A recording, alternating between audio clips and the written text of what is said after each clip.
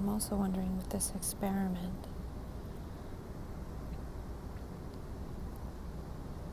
whether this lifestyle design will be in alignment with my neurology, will be in alignment with my increased sensitivity and empathy. Increased sensitivity is a problem in a noisy environment, with traffic noise, with noise of society. But in a silent environment around nature, this sensitivity might actually be able to flower more. Like right now, I need to block my sensitivity with lithium. And I feel like my brain is somewhat adapted, and it's still sensitive despite the lithium. I'm sure the lithium has some sort of effect and could be helpful in some way. But what I'm saying is that in this temporary environment, it might actually be okay to be sensitive. So it's in alignment with my neurology, and I would say that this bipolar diagnosis, these symptoms of supposed mental illness, are only symptoms because a sensitive person in a poisonous environment is going to be reacting and distracted and so many things to this poison of energy, this poison of thought, and the way society is structured is not in alignment with our neurology as human beings. So then we behave in a different way, which is actually just a person reacting to the poison and not knowing what the poison is. So if somebody was drowning, they would be flailing around and behaving like they're in danger. It's the same thing. People who are sensitive, who become sensitive, and they get this diagnosis, they're just indicating that they're in danger and they need help. We are those birds in the flock of birds who are trying to call to others to alert them to danger. And it's not a rational thing, so we don't behave rationally. And then that's indicating that our logic and our rationality is not part of our neurology and our nervous system, because if it was, everybody would just be logical and rational and be able to stay in that program. But we can't, because it's not how we're designed. We're not designed to be divided like that.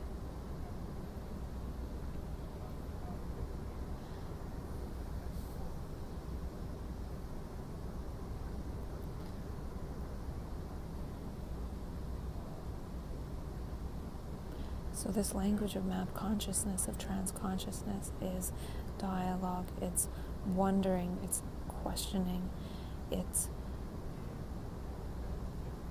seeing, it's being in awe and giving voice to that awe, so much so to the point that it's no longer feeling like awe, it's just the way it is. I'm curious about this experiment in terms of dialoguing more with nature and that silence, than about all these weirdnesses in the human consciousness. So I've been talking about all these things, but again, they're all abstractions about abstractions. But what will be given voice to when one just looks at a flower and can understand exactly how it works? So it talks to us, it talks to me, it talks through me. We give voice to that. And when we give voice to that, we don't destroy that.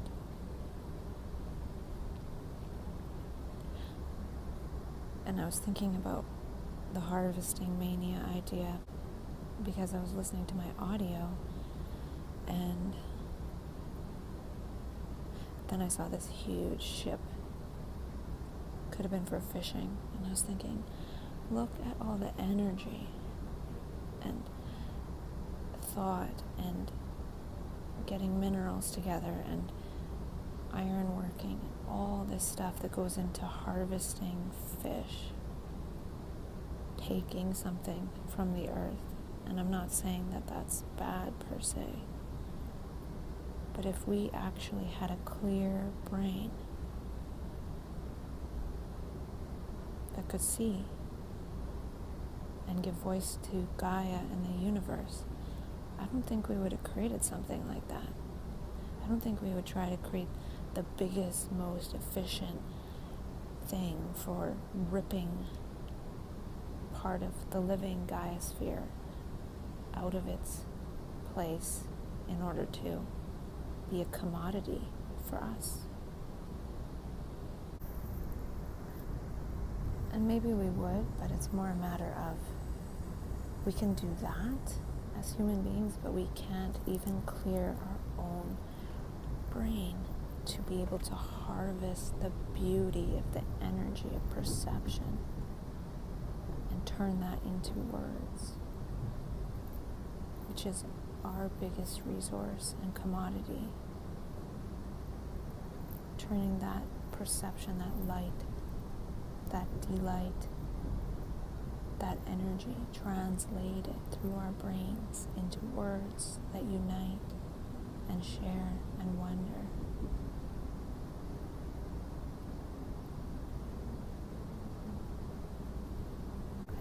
And part of having this clear mind screen, this clear perception, is that we read movement and body language and motion first, not just what people are saying, which we don't even listen to. We just filter through our own voice, our own thought complexes, and that is so limited, but those thought complexes are telling us what that means, what the person is saying, and usually what it means about us or means about them.